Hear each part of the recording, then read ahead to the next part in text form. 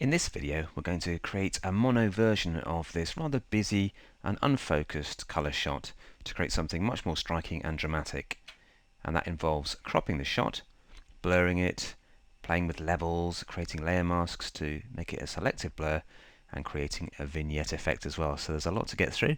Let's get cracking. So let's kick off by looking at composition, and let's improve it using the crop tool, which we can select by clicking here or by pressing C. And also I'm just going to pull this out so it's floating. Then I can pop it wherever I like and keep it close to hand as well. Now go up to the options bar, and because we're on the crop tool, it's showing us all the options relating to that particular tool, and make sure you've got no restriction. So you can then choose any aspect ratio at all to suit the composition that you want to end up with. And just go to the left of the lamppost there, so that or just to the right, sorry, so we lose that lamppost, and hit return or click the tick to crop the image. Okay, there's the image cropped. So I'm just going to hit the tab button to get my layers palette back up. It's quite good to use tab to show and hide floating palettes so you can get rid of them when you need to. And let's duplicate this layer by dragging it to the create new layer icon. And then we can open up the layers palette so we can see both at once. If you find that it's a bit of a clutter, you can shrink the thumbnail size by going to more, palette options, and then choose a slightly smaller thumbnail, which is probably better for this particular size of image. So what we'll do now is create a blur effect so that we can actually have a selective focus effect by faking it with filters. So go to this layer here, make sure it's targeted. In fact, it helps if we label it so we know what it is later on. Call it blur, and then go to filter, blur, Gaussian blur. And that gives us a nice soft blur effect that we can actually use to create a shallow depth of field effect and actually make it look like we've got selective focus. Let's just have a look at a sign there, maybe this wasabi sign. Let's just increase the blur a little bit more to something like 6.2. It's a little bit more dramatic. And Control Plus will zoom in the background picture as well so we can see the blur effect there. I think I'm going to go even further, up to maybe about 7.3. Click OK once you're happy, and then you have a blurred layer on top of your original unblurred background layer. And what we'll do next is create a layer mask to blend the two together. And layer masks don't actually exist officially in Photoshop Elements. You have to pay more money to get hold of those, but we can fake one by using adjustment layers.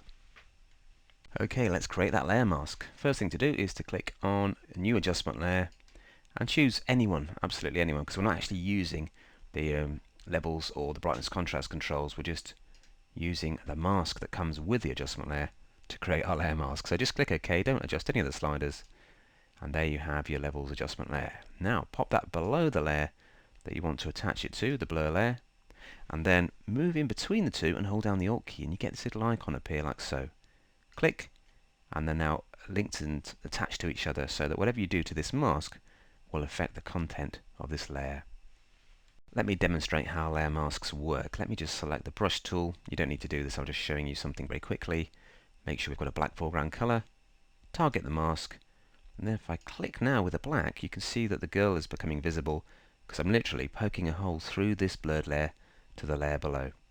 So black basically makes a transparent hole in your layer by applying it to the mask. It's quite a cool effect because you can then show and hide whatever you like. But what we'll do, if I hit Ctrl Z a couple of times to undo those two brush strokes, is use a different tool to draw on the mask, and that's the gradient tool. So click to select the gradient tool. Make sure it's a default foreground to background gradient. If it's not, click on the gradient editor and choose this preset here. But you'll probably be fine. It should be default foreground to background.